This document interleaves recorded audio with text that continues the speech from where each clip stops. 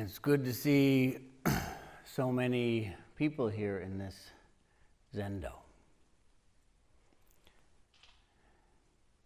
It's not full yet, but it's mostly full. That's very exciting. Maybe we didn't build a big enough Zendo. Oh. The biggest one we could find. And we're filling it. And that's very, very exciting. So this is the last Sunday Sit talk that I'll give in quite a while. And I bring up this Zendo, its very large size and the large number of people sitting in it now, because sometimes at times like this we look back. Oftentimes right before a transition we'll turn around and take a good look back. It is often said that one should walk this path like a wolf, not like a coyote. And what that refers to is, I have found this to be true in my own observations, that if you happen upon a coyote, it may scurry away. But as it does so, it'll look behind it at you to see what's happening, sometimes running forward while looking backward. And if you happen upon a wolf, then it may run away. And if it does, then it just runs away till it gets to safety or the tree line or the top of a ridge, whatever it might be. And then it will turn around and look back straight at you. And then perhaps continue on. So a lot of the time as we live our lives, we're constantly looking back and wondering if we're doing the right thing and end up living in a state of anxiety. But it's said that we should make a decision, follow through with it, come to the next transition, and then take a good look back. And so when I look back, I remember that a little more than 3 years ago, how many people were here a little more than 3 years ago? 1, 2 and a half. Were you here when we moved? Just before you left. So only one. Were you here when we moved? Yes, 2 people were here when we moved, and you remember it, don't you? It was a mess. And we moved here, and we brought all kinds of stuff and left all kinds of stuff that we should have brought. And we were going to do it in, what were we going to do it in? A week? It took 3 weeks, right? And then we had, after this ordeal, we then had something like 6 people here. You were here. Why didn't you raise your hand? Oh, yes. So you were one of these 6 people who were running the entire place. We were in severe financial difficulties and severe social stress. It was hard. It really pushed us. And I have to say, it wasn't clear how it was going to turn out. Right? It was not clear. And we knew that. We didn't go into that blind. We took a calculated risk. But we knew that we'd have to survive for a little while. And it does not always happen that you survive. You know, people who take big risks and succeed will often tell you, you know, you should take big risks because you'll succeed. But if everyone succeeded who took big risks, they wouldn't be big risks. And we decided to take that risk. And it didn't have to happen that we would come through, but we did.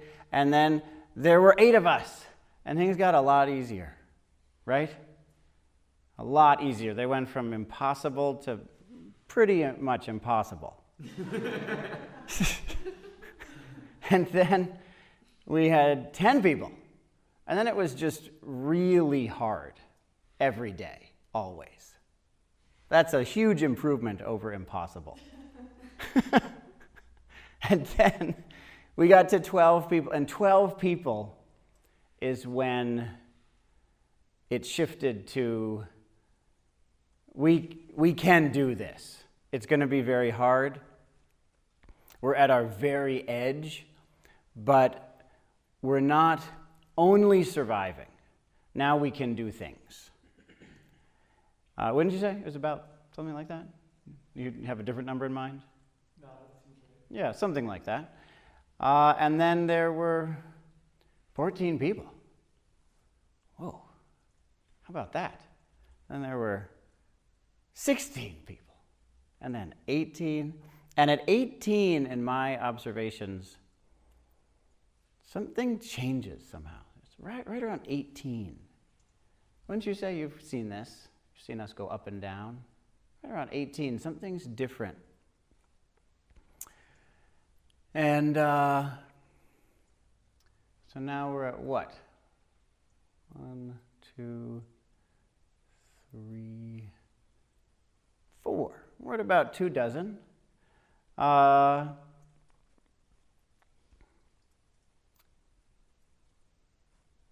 And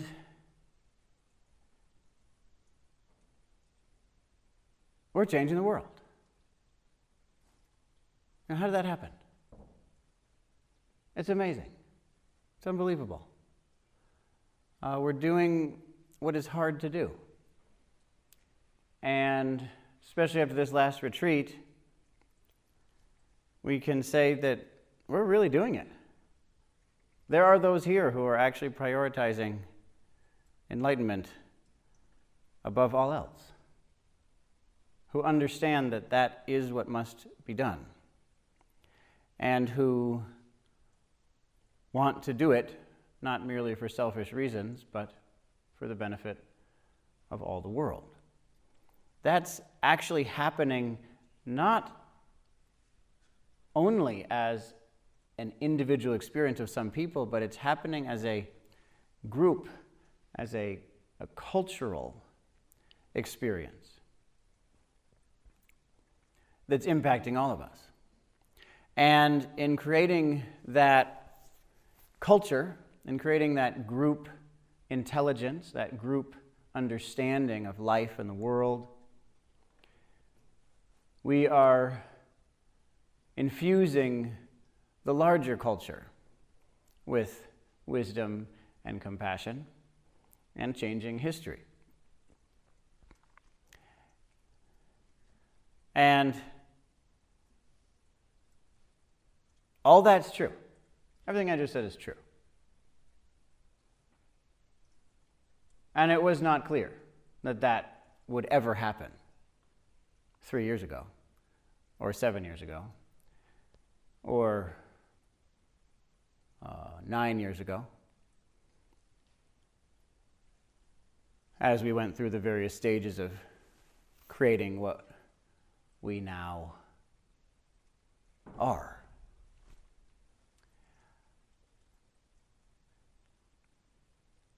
And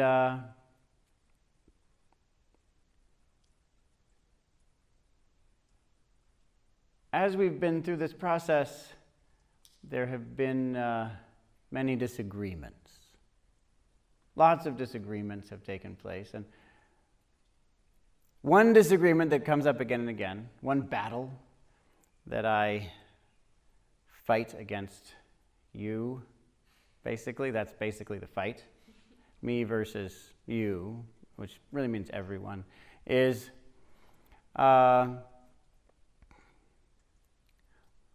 ought I say what we do? Ought I say what we do? We've had this fight, haven't we?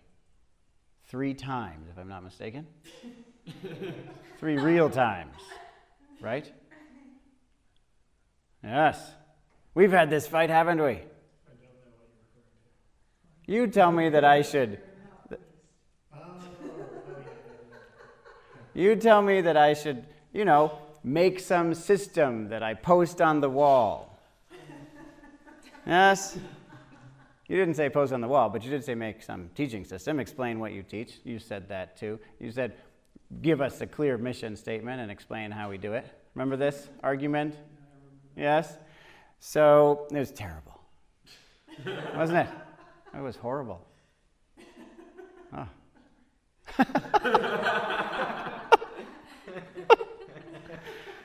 Other people also tell me, it's not just you, other people also tell me, you got to say what you do. You need something like a mission statement. You need something to orient people so that everyone understands what this is. And I resist that. Maybe you've noticed. I don't, but see, here's the thing. I resist it, but I don't resist it to the death. I mean, you win, basically, right? You're winning this battle. You slowly cajole.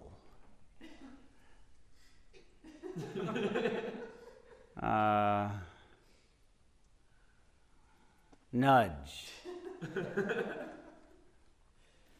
Drag. Pummel me into trying to explain what we do here. So,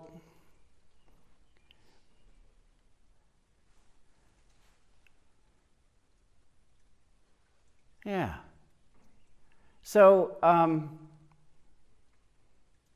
okay, I'll try. I'll try again. I'll try to do that this evening as my final message to the world before I disappear for a few months. But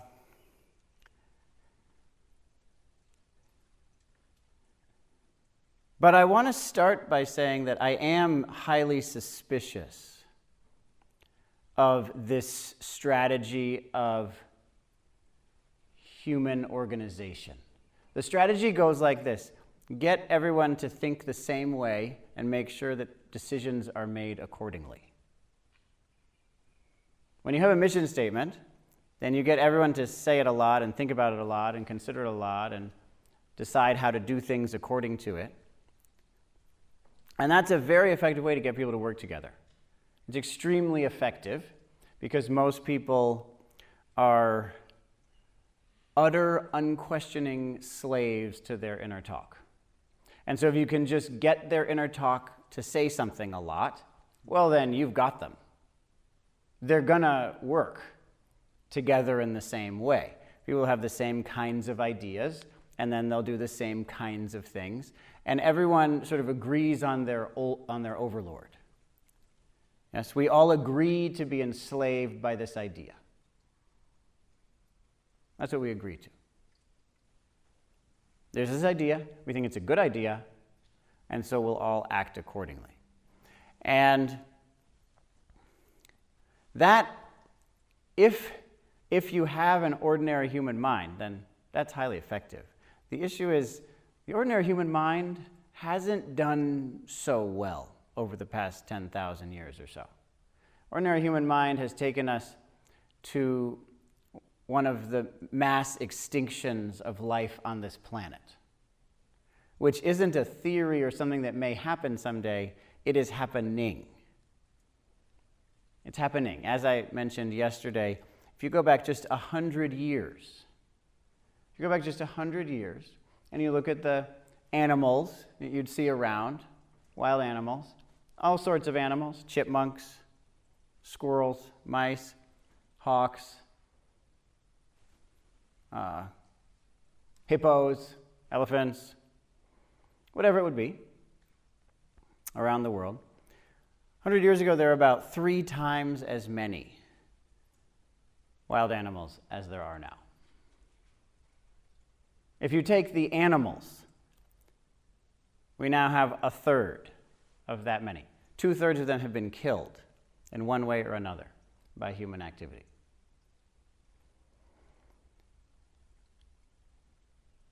If we look at what's happening as the carbon emissions continue, then it appears that the oceans may suffer a worse fate than that.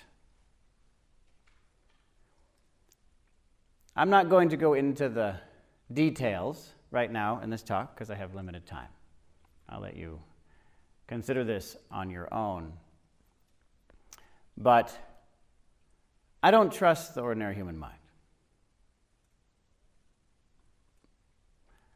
And I'm worried about running an organization and ultimately a society based on its way of seeing the world. And so when you take something like a mission statement, then,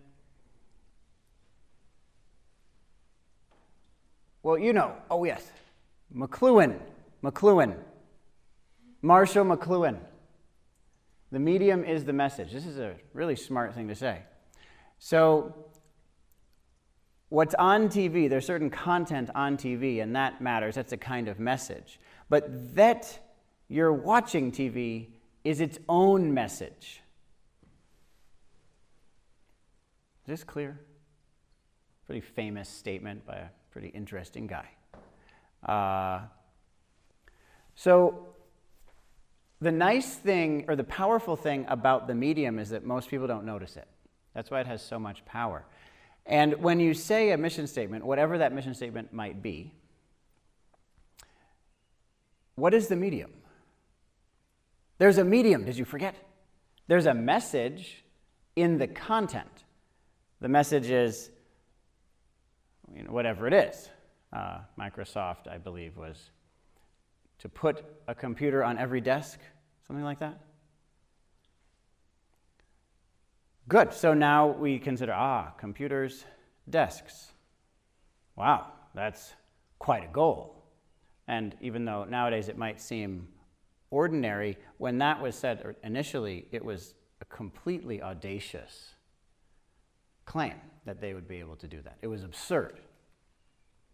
And in a way, that audacity, that absurdity is what made it work. That's just part of what made it work, but it is part of what made it work. So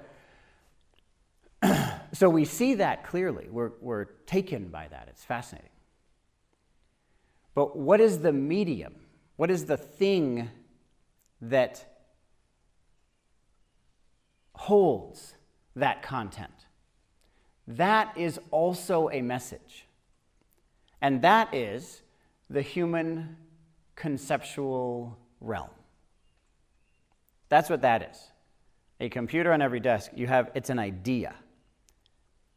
It's a conceptual understanding of the world. And yet, so I'm skipping ahead. Do I need to spend more time on that? Everyone got that? It's conceptual. It's pretty simple, actually. It's so simple that I don't know how to say it more complicatedly. Did you get it? Really or not? Are you just nodding, or are you actually telling me something? Okay. Did you get it? Not really? Okay, a little bit? Okay, good. So when you think, it's conceptual. Got it? And the statement, computer on every desk, is thinking. That's how you did it. Here, try. Think about it. That's a thought. That is thinking, thus conceptual. So the message is in a certain medium, which is a message. Okay, the message is that the human conceptual mind is to be trusted to the extent that we give our lives to it and change our entire society accordingly. This is very hard for people to notice or question, even if they notice it.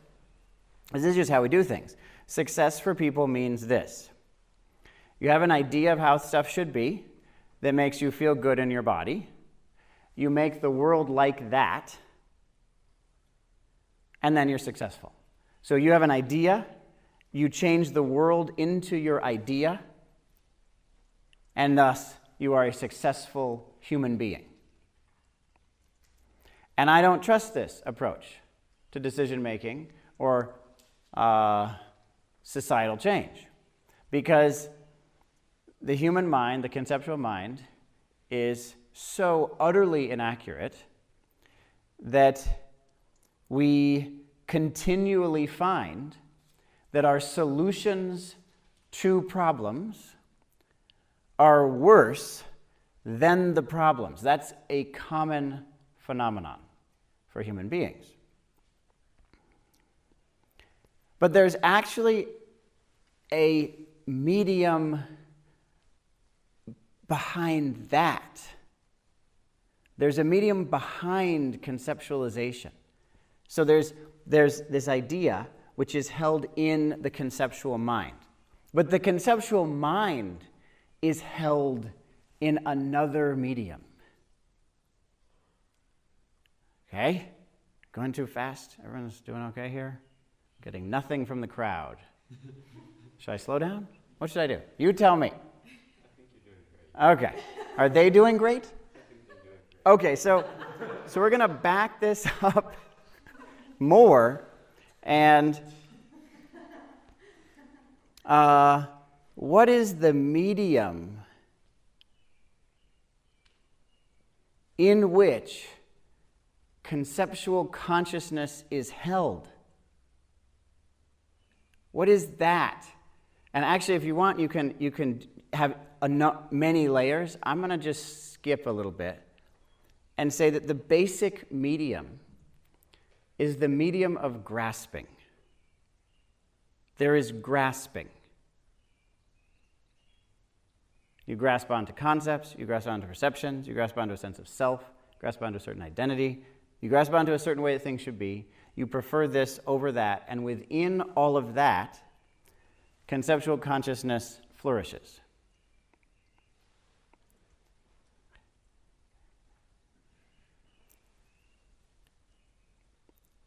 And I would say that if you are trying to base a good life on the medium, and therefore the message, of grasping, of clinging, of attachment, then things are just going to end badly no matter what message, no matter what content you shove into that container.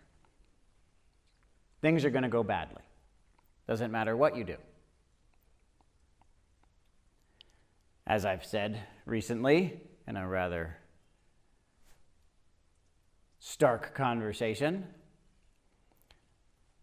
even if God comes down and talks to you face to face and gives you divine wisdom, if you receive that with a grasping mind, you'll make it into ignorance and suffering.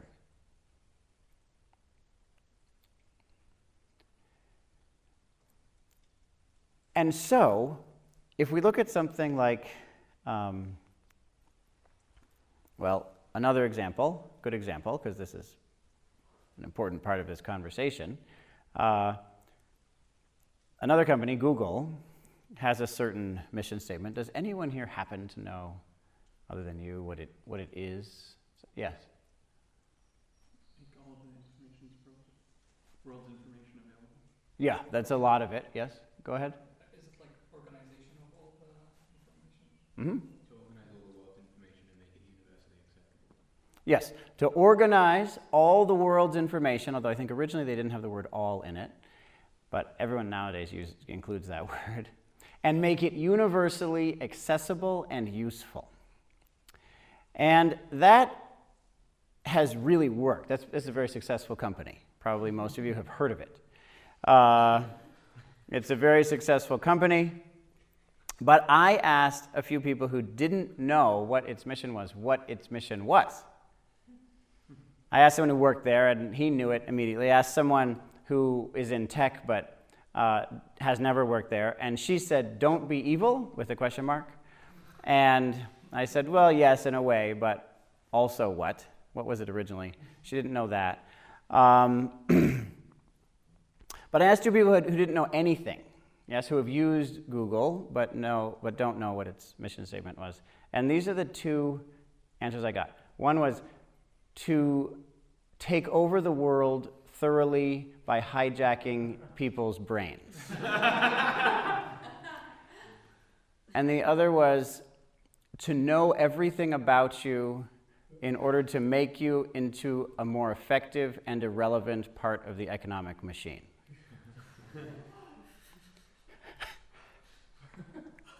So why, given this very clear and apparently positive mission statement, do people perceive Google in this way? What's happening? And I'd suggest that if we grasp on too tightly, especially in terms of our mental awareness, then achieving the purpose of this organization becomes extremely difficult. And so, I'll talk a little bit about what we do and what I hope continues over the next few months while I'm away. But know that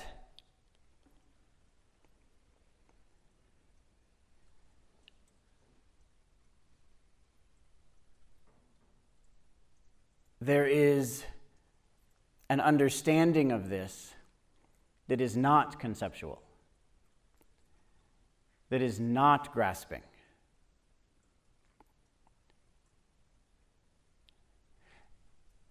And our challenge is to use that which is conceptual and is grasping to find and live by that. Okay? And that isn't even the mission statement. But I'm just saying that that's something that we should do. It's something we have to be very careful about. And that's a skill. Because the problem is, in the world as I see it, the people who are holding on to conceptual consciousness, I don't know how to say this nicely, they seem to do a much better job of everything than the people who are who don't. It's like if you don't hold on to concepts, you get sloppy and messy and half-hearted and you do everything halfway. That's a real issue. But somehow when you have something to cling to, it really helps everybody to do stuff fully. And so it's an issue that we have in the world, that those of us, and that's why people continually encourage me to say these things clearly, because we see that when we don't do that, people get half-hearted and messy and irresponsible. So it's our job to come to the point when we can be more wholehearted, more professional, more beautiful, more complete in our work than even those who are holding on to concepts about how they and the world should be. That is a real challenge, but it's one of the things that we're working on. And if we could do that, we would have done something amazing. We would have done something very impressive.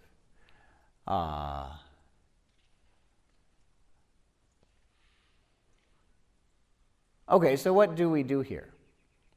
What are we trying to do? Well, if I was trying to come up with a way of putting this into very simple words that I really believe in, that I could feel, trusting that all of you will hear them but not grasp on too tightly. That maybe this will be useful rather than harmful. And you can feel my resistance now, can't you? Feel it. Yeah. Because people don't notice that concepts are concepts. That's the issue. Anyway, here's a concept for you. This is what we do. Our mission statement is that humanity as a whole is not selfish. That's one way to put it. that humanity as a whole doesn't live for itself. That's one way to talk about it. Humanity as a whole has set aside its attachment to itself, to humanity as a whole, to individual humans. That attachment has been dropped. And we live accordingly. So, humanity is not selfish, and we live accordingly. Obviously, this is difficult. It's a challenge. We've been failing at this for a long time. And the complexity of the task is greater, actually, than the complexity of these other tasks, like organize all the world's information and make it universally accessible and useful. That's relatively simple and easy compared to what we're talking about here.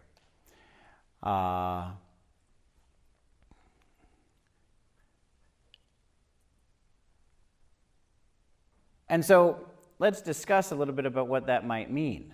What are we actually talking about? What is the significance of this? Well, first and foremost, we walk a path to going beyond self, and that path begins with what in Buddhism we call the first precept. And what's the first precept? What? Killing is the opposite of the first precept. What's the first precept? Not killing. Oh, did you say not killing? Oh, sorry, I only heard you say killing. Yes. So not killing, the literal translation is to not destroy life. And at this point, it's good to stop for a moment and mention that a lot of this is in the negative. You hear to not destroy life, or that people are not selfish. And why is that? It's very important that we understand why this is. Because it's sort of the middle way between speaking and not speaking. It's the middle way between giving people conceptual concepts to hold on to and not giving them conceptual concepts to hold on to. If you tell someone what to do, then you limit them to something finite. If you tell someone what not to do, then they still have an infinite number of possible things they can do. Is this clear? This is just logical. So by putting it in the negative, you give people a lot more freedom, and you demonstrate more trust in them. You're not telling people what to do. You're telling people what not to do. So to say don't kill doesn't tell people you have to live in this way, because there's an understanding that everyone's different, every culture is different, every time is different. And we expect people to have wisdom so that they can choose what to do in a way that may not be appropriate to prescribe beforehand. So we want to give some guidance, but we don't want to lock people into something narrow. So we can say to not destroy life. Now we look at that. How do we do that? That's really hard. How do human beings not destroy life? There's only one answer, of course. There's just one complete and true answer to this. If you want to come to the point when you don't destroy life at all, then that requires that you enter nirvana. It's the only way. If you haven't entered nirvana, then you either need food, which means you're going to kill, or you're not going to eat food, which means that you are killing yourself. So the only way that you can totally go beyond killing is to enter nirvana. But we want a path to get there. I bring up nirvana because when I say something like, that human beings are not selfish, ultimately, that's what I'm pointing at. I'm talking to complete spiritual liberation, the complete realization of nirvana by everyone. I'm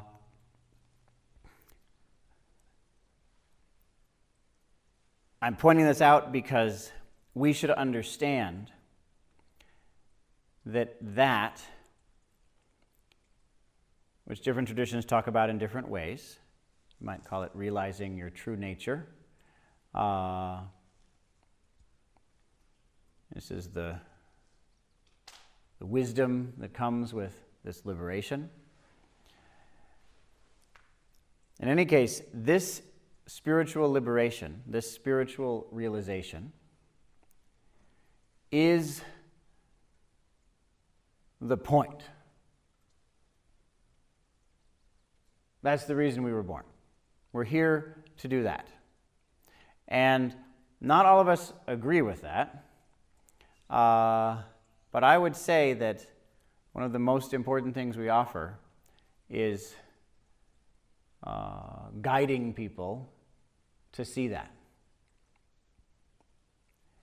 This, of course, is quite risky, because the moment you grasp on to some idea about it, you've become a fundamentalist who is confusing and shackling people rather than leading them to liberation and wisdom.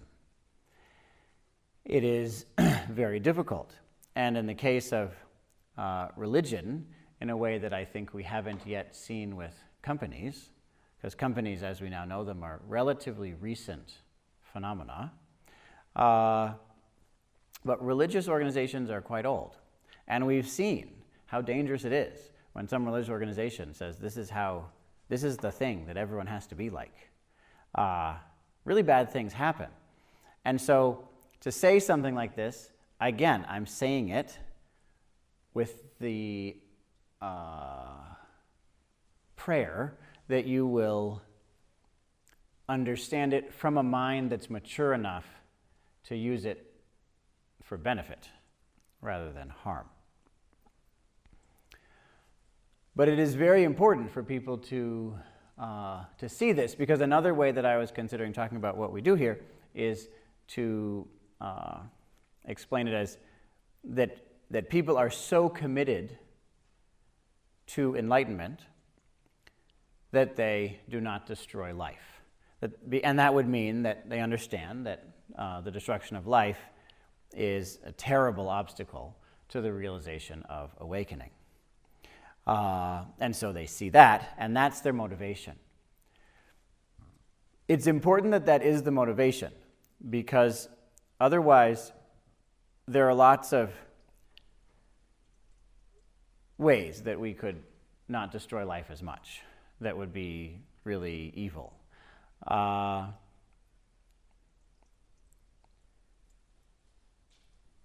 So, for example, just to bring a simple one up that I've considered carefully, one way to get people to stop destroying life is that you kill all of them. So there you are, you did it, you achieved your aim. And we have a very different approach. Our approach is that people will not destroy life because they want to realize their true nature, realize their deepest wisdom, realize the fullness of the love in their hearts, to live truly. So it's important that there's a motivation that goes beyond just not doing something. And that motivation is enlightenment. Enlightenment then depends upon compassion, depends upon deep compassion. And so we cultivate that compassion. And in cultivating that compassion, we realize we need to strive to change our lives so that we don't destroy life. That comes naturally to us. We see the extraordinary importance of making that change because it's the way that we will achieve our end. And this is difficult because people get accustomed to things. Just as one example, people haven't been socializing much over the past few months. And I've noticed that when I go out into the world and try to be friendly to people, they're not as good at it.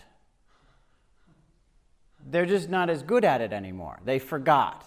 You should get out of practice. I saw this woman today, and her boyfriend walked, or I suppose their boyfriend, girlfriend looked like that. And so he walked past first, and I said hi, and he just kept going. And I said hi, and she just kept going. But then she stopped for something, and I said hi again. And she sort of looked at me, and she said hi. And it looked so much like she had just forgotten. It's such a narrow social world. Oh, right. People exist. and they have experiences. Have you heard of theory of mind? It's an interesting thing. So it means that you have the sense that other people also have experiences. So not everyone knows about this. Some people don't understand it as much, but if you go down, it seems to be the case that, say, babies really don't understand that other people have experiences. But eventually you get to be, 3 or something, and you can say, wow, you seem to have experiences as well. I have this, quote, theory that you have, quote, mind. And so then you can say something like, you should share. And that makes sense to them after a certain point of maturation. And it's as if we needed to be cajoled and pummeled into theory of mind.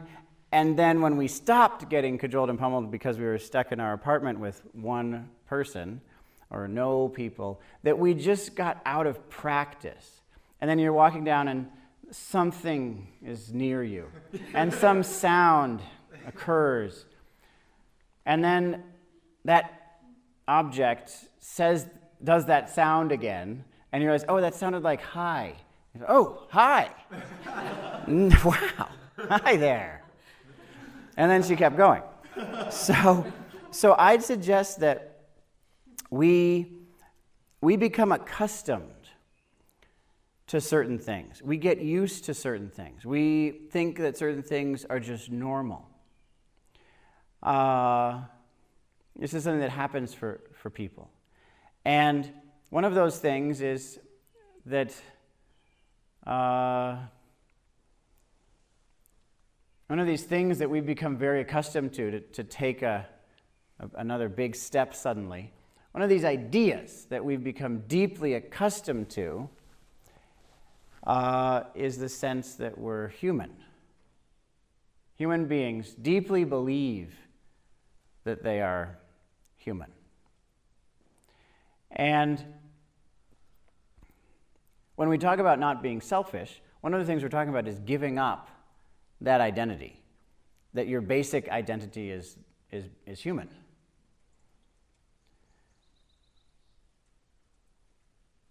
This is a challenge, and it requires practice. It requires a connection with other people who are also striving in this way. And that connection then draws us out of ourselves. And we're no longer used to. We stop being used to that way of looking at ourselves. When we stop looking at ourselves that way, then there is this sense of deeper compassion. We have a connection with all living things. And again, because that's how we see things, we act in that way. But beyond this, it's essential that we live in that way, that it's in living in that way that we come to see in that way. We live in a certain way, therefore we see in a certain way. Because we see in that way, we can live in that way with more wisdom. Because we live in that way, we understand the depths, further depths of that way of looking at things. And so we also have to cultivate our ethics. And one of the aspects of taking on this sense, of becoming accustomed to the sense that life is about liberation, that life is about escaping from the human mind, that life is about escaping from the human identity,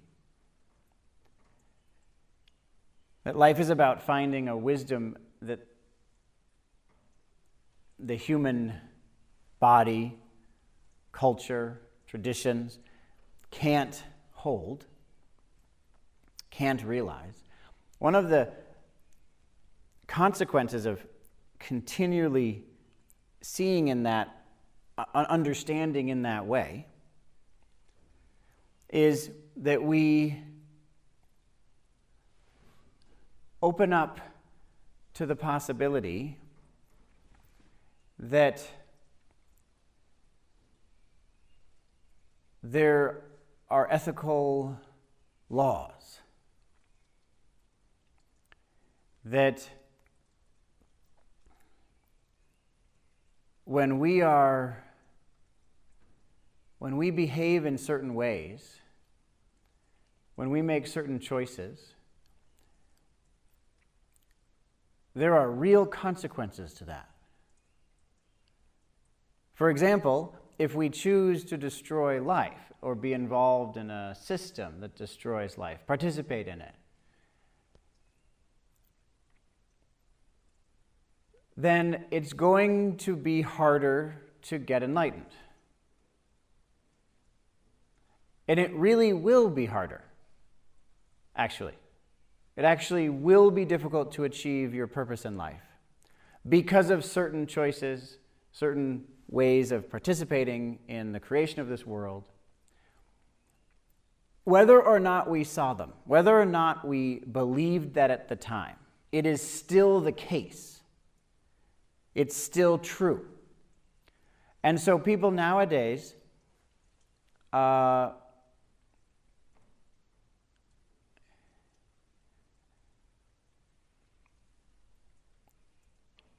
we have certain things that we're so accustomed to. Like, as far as I could tell, this woman was just accustomed to not being in connection. With that comes a point that we become accustomed to being lonely. We just get used to it. To the point that if you ask someone if they're lonely, they wouldn't say that they were, even if they are. It was very strange for me as I did training, and my teachers would tell me that I was certain ways or was having certain experiences or feeling certain things, and I would disagree with them, and it would turn out later that they were right. They would tell me what I was feeling. I would disagree. I'm not feeling that. And then later realize, oh no, I was feeling that. I was either so frightened of it that I was repressing it, or I was so used to it that I didn't notice it. So I was either enacting delusion or subject to ignorance, but in any case, because of that, I wasn't able to deal with it. And human beings right now are just accustomed to putting ourselves at the center and therefore being lonely from all life. We're just accustomed to being sad in this way to the point that we don't even know it anymore. We don't even see it. But it is having impacts. Anyway, it still has impacts. And so it's essential for us to realize, there is a purpose in life that goes beyond materialism and individualism, beyond humanism, beyond whatever way of looking at things I have become accustomed to. There's something beyond all of that. There's something beyond the human body and mind. There's something that the senses cannot perceive, and yet that is the goal. And it's the goal partially because it's good, which is to say it's so happy you can't call it happy. It's happier than the highest happiness. But it also is just true. It is not made up. It is not a lie. And so when we look at things in this way, the next point is realizing that there is such a thing as connection. There really is such a thing as relationship. And it is such a thing whether I know it or not. It still is. And so I need to behave accordingly and take care of all living things for the benefit of all living things. This is the way beyond a sense of self that we are imprisoned in. So the way that we do that, the tangible method that we use to do that is community. We believe in community. We want to live in a situation in which we are drawn out of ourselves, in which we're reminded again and again that there are relationships and there are consequences, there are results of our choices, and that those things play out whether we noticed it or not. That's the really great thing about other people. Other people can explain to you, you're having these effects that you don't know about. Right? That usually goes something like, will you stop it? That's the way that they convey the deep wisdom. So that you can be free of the ignorance that's preventing you from realizing awakening.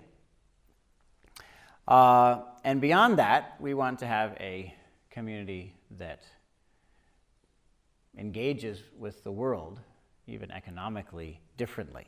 We want to find a new system, a new economic structure that cares for all life, that's in accord with all this, because it's our large-scale systems that are causing most of the harm.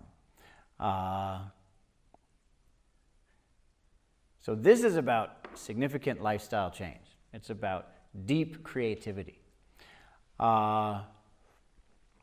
Shifting from, say, a price-based economy to a giving-based economy. That would require a vast change in human maturity.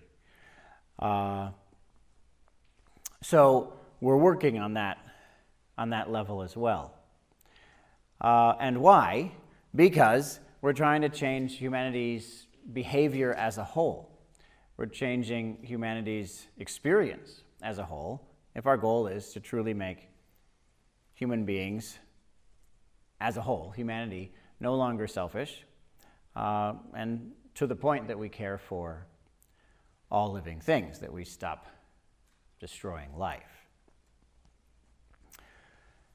So you could say that humans are free of self to the extent, or humanity is free of self to the extent that it cares for all living things.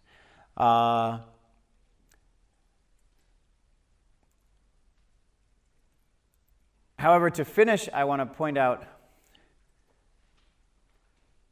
what we work on the most here. And that is that there are at least some people, at least a few people,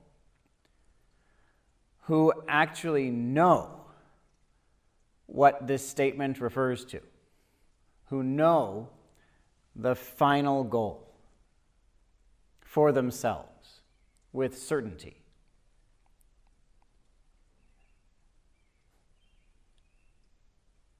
If we don't have that, then we have no choice but to just go by concepts. If you don't have anyone around who's really living the realization of non-self,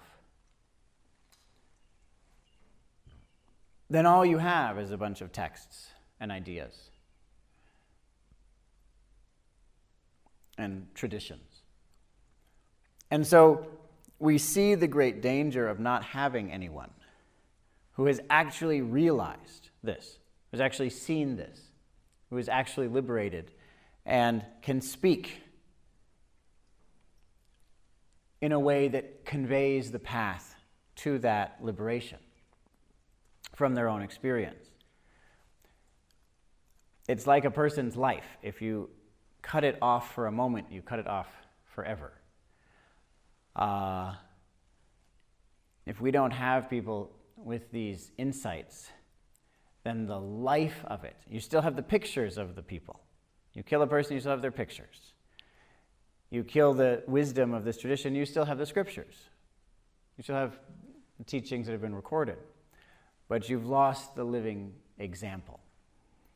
And so we emphasize, at the very least, an initial awakening and put enormous work into that, because we see how very difficult it is for people to experience that. We want to make that very easy for people to experience, and so we accept the fact that the main barrier to that is our own ethical conduct, and we strive to change that because we see that that is a real obstacle. By changing that, we allow people to walk the path of spiritual development as quickly as possible and realize enlightenment, which is our true aim. This enlightenment is realized for the benefit of all beings, and we practice the life that we will live at that time immediately to the best of our ability. And that's what we attempt to do here. That's what we attempt to exemplify and practice here.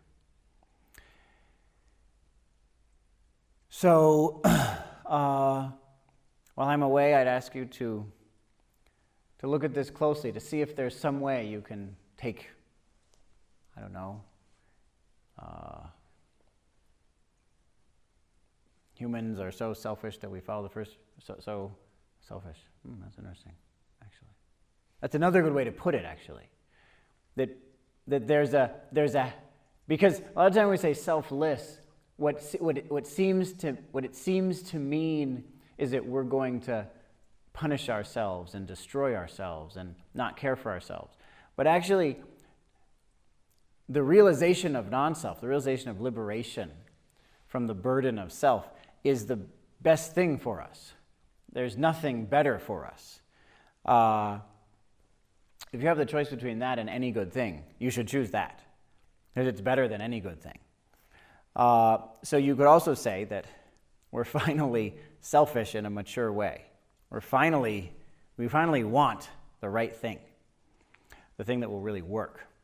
The thing that will really work is to drop attachment to self. And we want to do that right now on the scale of all of humanity. So consider if there is some way to use this to direct the organization, but know that we look at the source of the problem. We look at the basis of the problem. We look at the medium in which the message is held and purify and cultivate that.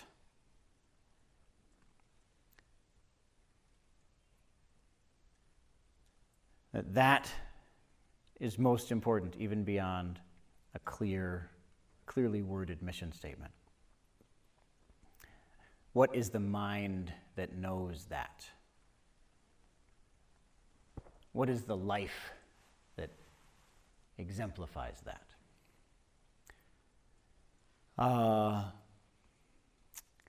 And with this, I hope that you continue on successfully, that you continue to grow and serve the world and liberate your minds and realize deeper and higher happiness, and see clearly that this is not made up. This is the real thing. And we are very, very fortunate to have the opportunity to practice it. So may we receive that benefit and offer ourselves for the benefit of the world.